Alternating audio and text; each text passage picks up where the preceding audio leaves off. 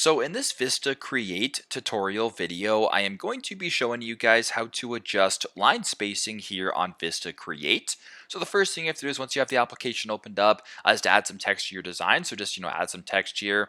I'll make it pretty large so you guys can see it. And what I will do is I will keep the sentence right here, and then I will just type on the bottom sentence. I'll do the exact same thing, add text. So if you want to change the line spacing, so make the line spacing in between these two different sentences closer together, super straightforward, press on the text right here. Go to this top bar, and where it says this option right here, it says spacing, press on that. And as of right now, it's on single spacing. But if you want to adjust the line spacing, it's super straightforward, where it says line height right here. You can just slide this bar to the right to make the line height a little bit more, or you can slide this bar to the left and make the line height a little bit less. So you can sort of play around with it, whatever the case may be. And there you go, super straightforward. That is how to adjust line spacing or line height here on VistaCreate.